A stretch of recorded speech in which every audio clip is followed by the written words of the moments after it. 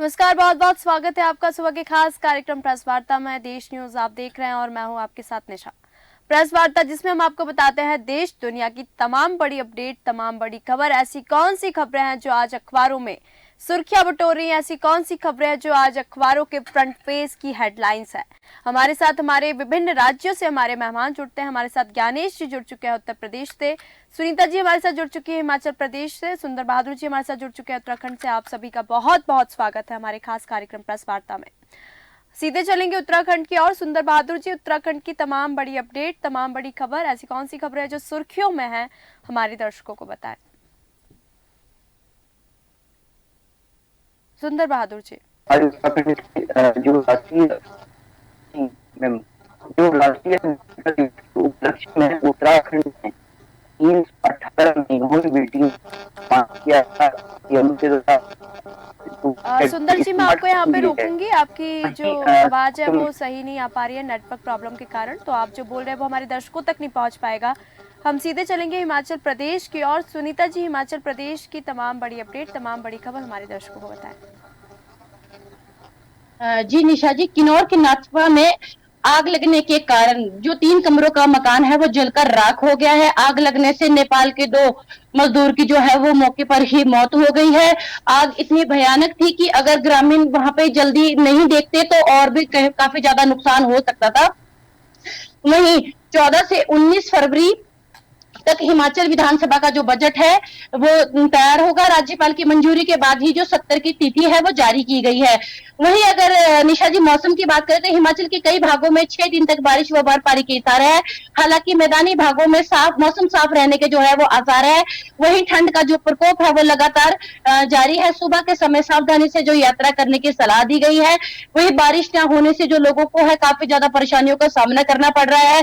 वही लोगों को जो ठंड है वो जुकाम, खांसी, इस तरह का जो फीवर है, वायरल है, वो लोगों को काफी ज्यादा हो रहा है क्योंकि जो सूखी ठंड है उसका जो प्रकोप है वो काफी ज्यादा बढ़ रहा है। वही बताना चाहूंगी कि घुमारवीं में हिमाचल की पहली जो है स्पेस लैब जो है वो खुलेगी और जो शिक्षा मंत्री है यहाँ के धर्मानी जी वो इसका लोकार्पण करेंगे 26 जनवरी को।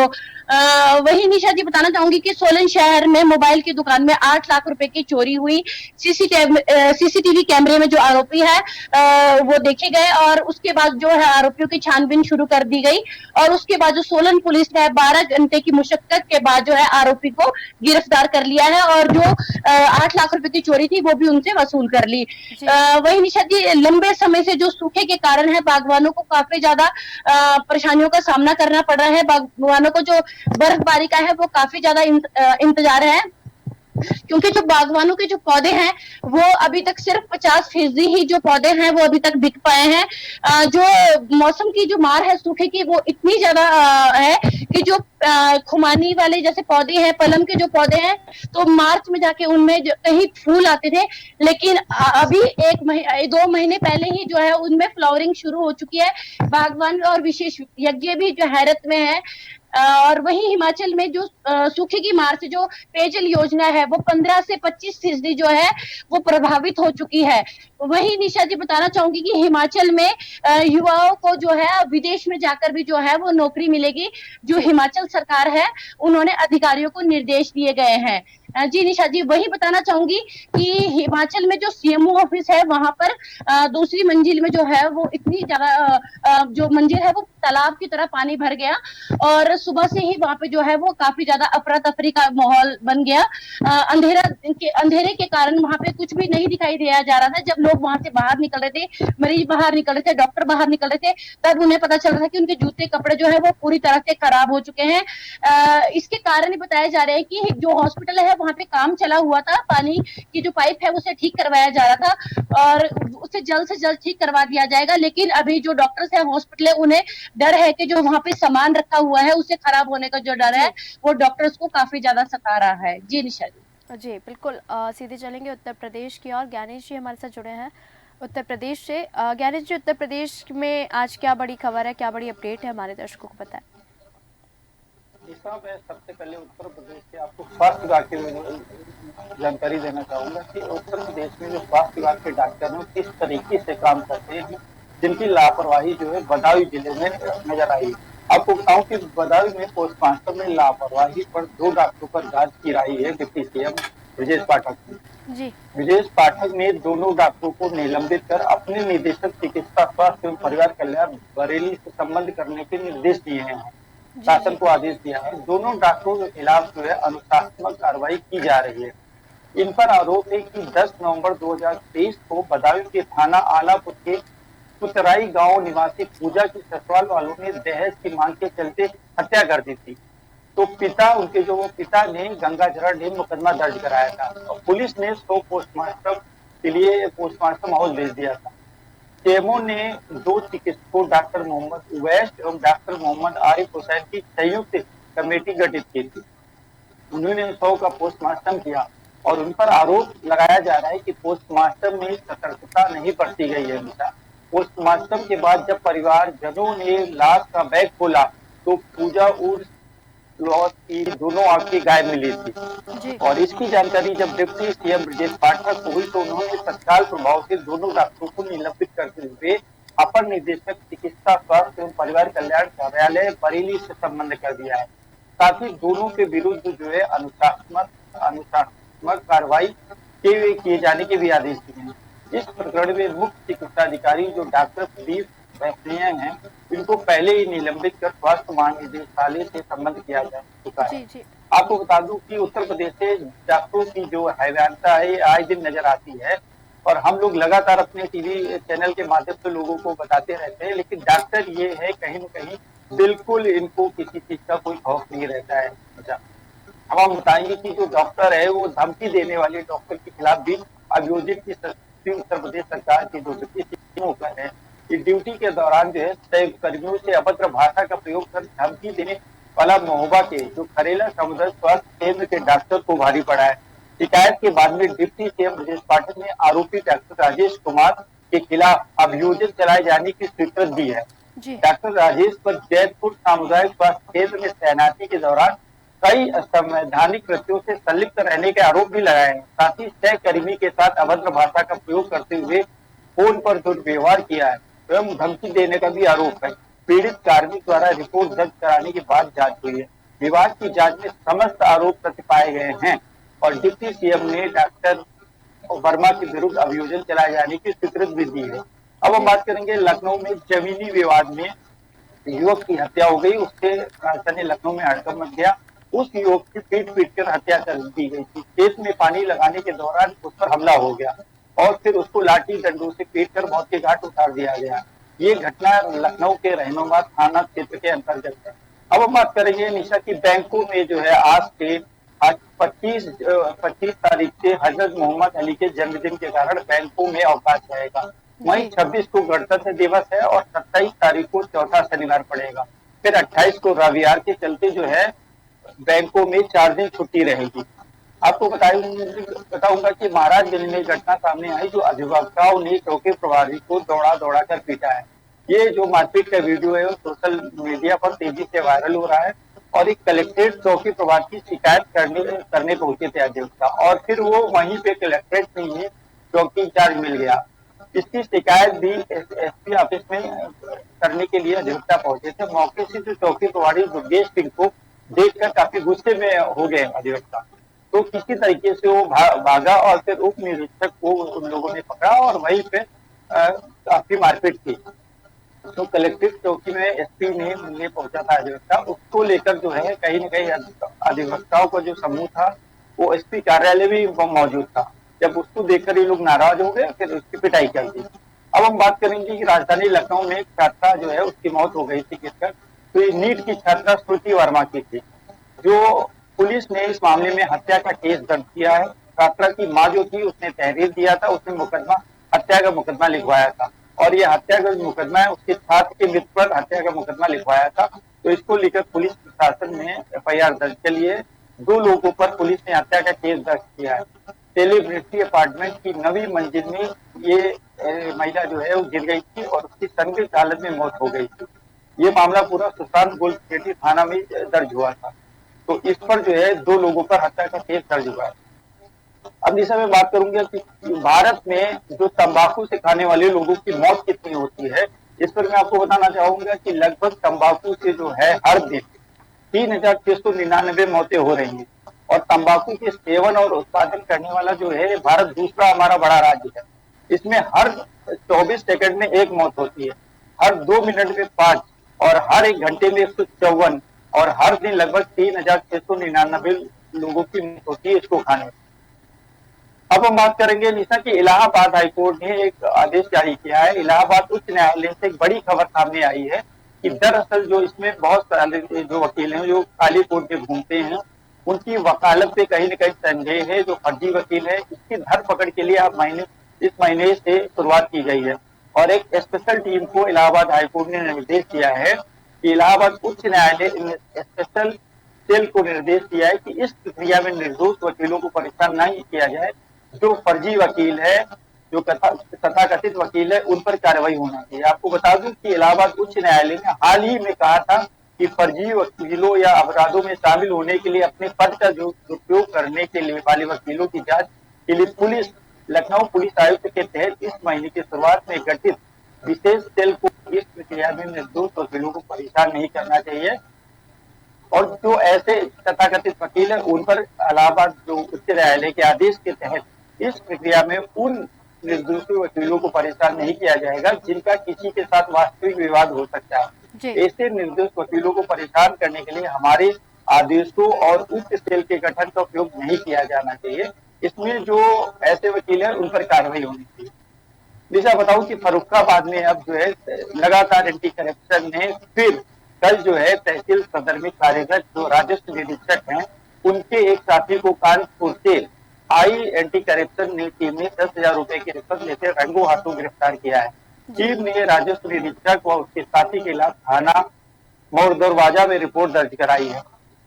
अब हम बात करेंगे कि बलरामपुर में जो है अपर जिलाधिकारी के नाम पर घूस मांगने का एक वीडियो जो है ऑडियो वायरल हुआ था सोशल मीडिया पर। तो दरअसल जिले के उतरौला तहसील के माना पार बहरिया के निवासी एक व्यक्ति और राजस्व कर्मियों के बीच बातचीत हुई थी जिसका ऑडियो वायरल हुआ था, जिसमें एडीएम से मामला निस्तारित कराने के नाम पर 50,000 रुपए की मांग हो रही थी। और वायरल ऑडियो को तुरंत संज्ञान लेते हुए डीएम अरविंद सिंह के आदेश पर राजस्व निरीक्षक राम श्रीवास्तव लेखपाल अखिलेश को तत्काल प्रभाव से निलंबित कर दिया गया। मामले की जांच अपर जिलाधिकारी न्यायिक प्रमोद कुमार को सौंपी गई थी। डीएम के आदेश के क्रम में अपर जिलाधिकारी न्यायिक ने गोपनीय रूप से ग्राम मानापारा बहरिया से पहुंचकर जांच की। तो उस जांच में प्रकरण शिकायतकर्ता का जो है उसका पक्ष सुना गया, जिसमें राजस्व निरीक्षक और लेखपाल के कदाचार और अनैतिक कृत्य के आरोप प्रारंभिक रूप से ही सही पाए गए। उसी के आधार पर दोनों कर्मचारियों के खिलाफ कर्मचारी आचरण नियमावली के तहत विभागीय कार्रवाई की गई है। वहीं कानूनी जांच में दोषी मिलने के आधार पर दोनों कर्मचारियों के खिलाफ रेरा बाजार थाना में एफआईआर दर्ज कराई गई है। जी गौरतलब है कि कानूनी जांच रिपोर्ट के आधार पर कर्मचारियों के खिलाफ कर्मचारी आचरण नियमावली के तहत कठोर कार्रवाई की संभव है, जिसमें सेवा से बर्खास्त करने की को भी सम्मिलित किया जा रहा है। अब आपको बताएंगे कि उत्तर प्रदेश में मौसम विभाग ने यूपी के लिए जारी किया है रेड अलर्ट। ये लगभग 26 जनवरी तक ठंड से नहीं राहत मिलेगी, ऐसा कहा जा रहा है, मौसम विभाग का कहना है। जी। अब हम बात करेंगे अयोध्या धाम की कि अयोध्या धाम में दर्शन के लिए जो है लगातार भीड़ बढ़ती जा रही है और उत्तर प्रदेश में इसके लिए मुख्यमंत्री लगातार नजर भी रख रहे हैं। तो मुख्यमंत्री योगी आदित्यनाथ ने अयोध्या धाम पहुंचे भी थे बीच में और उसके लिए जो डॉक्टर संजय प्रसाद हैं तो उनको भी आदेश दिया था कि वहां पर आने वाले जो प्रमुख सचिव हैं संजय प्रसाद, व्यवस्था के बारे में बताया था कि बड़ी संख्या में श्रद्धालु आए थे। इतनी बड़ी संख्या थी कि बहुत सारे लोगों को दर्शन में थोड़ा समय लगा था। इसके लिए माननीय मुख्यमंत्री जी ने स्वयं अयोध्या कल गए थे, सभी अधिकारियों ट्रस्ट के पदाधिकारियों के साथ एक बैठक की थी और एक रणनीति बनाई गई थी जिसमें कैसे निजात पाया जाए, क्योंकि भीड़ काफी संख्या में हो रही थी। तो पब्लिक फैसिलिटी सेंटर चालू कराया गया है और कहीं किसी श्रद्धालु को किसी तरह की कोई असुविधा ना हो रही हो।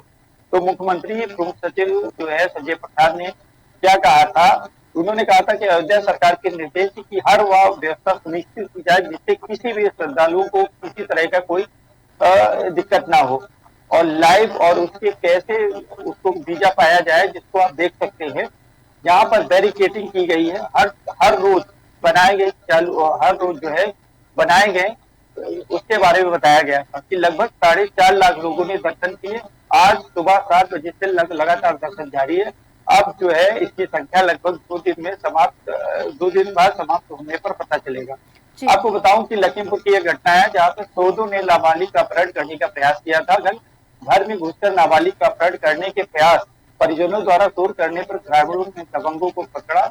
बेखौफ जो सौदे थे नाबालिग परिवार को धमकी दे रहे थे। सदर कोतवाली के जो LRP चौकी क्षेत्र का मामला बताया जा रहा है। निशा जी हम फिर से चलेंगे सुंदर बहादुर जी के पास, उत्तराखंड की अपडेट लेंगे सुंदर जी से। सुंदर जी, उत्तराखंड की अपडेट हमारे दर्शकों को बताएं।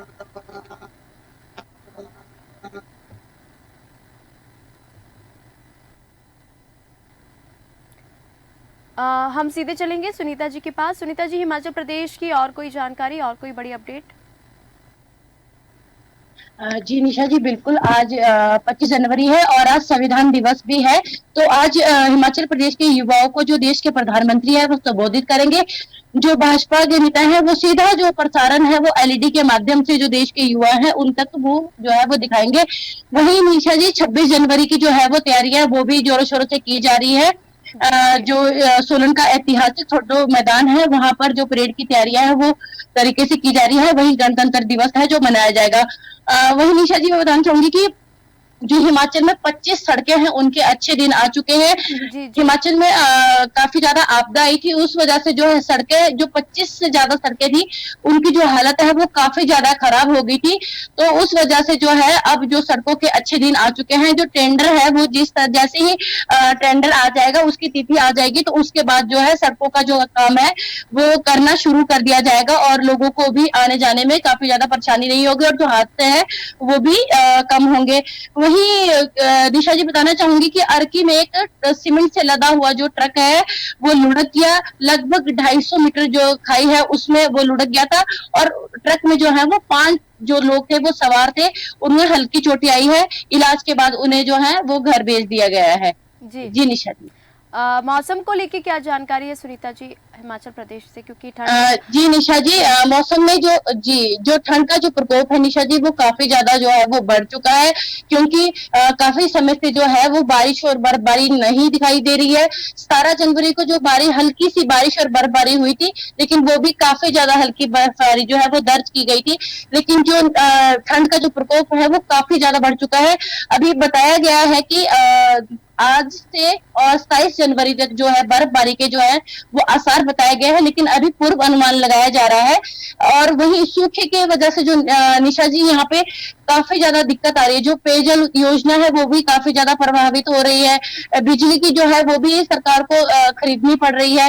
तो इस तरह से जो सूखे की जो मार है वो काफी ज्यादा लोगों को और बागवानों को काफी ज्यादा जो है वो झेलनी पड़ रही है। बागवानों के भी जो पौधे हैं 2.5 लाख जो पौधे हैं वो तैयार किए गए थे, लेकिन 25% जो पौधे हैं वही अभी तक जो है यहाँ पे शून्य यूनिवर्सिटी है जहाँ पे पौधे उगाए जाते हैं बागवानों को देने के लिए। तो 25% जो पौधे 50% जो पौधे हैं वही गए हैं। वही जो गुठलीदार पौधे हैं वो 85% जो हैं वो दिए गए हैं। तो बागवानों को भी काफी ज्यादा दिक्कत है और कई जगह ऐसा है कि जो फसल है वो सिर्फ बारिश और बर्फबारी पर ही निर्भर करती है।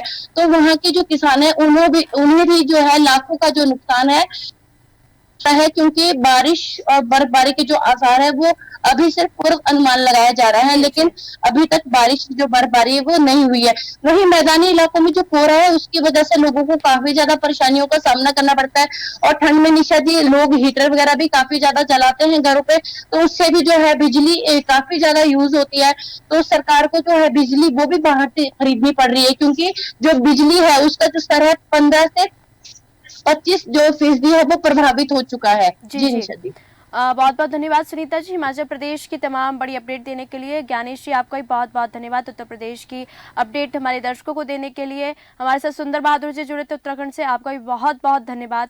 हमारे मेहमान हमारे साथ जुड़े थे जिन्होंने तमाम बड़ी अपडेट, तमाम बड़ी खबरें दी, आप तक पहुंचाई। प्रेस वार्ता में फिर मिलेंगे नई खबरों के साथ, नई सुर्खियों के साथ। देखते रहिए देश न्यूज। नमस्कार।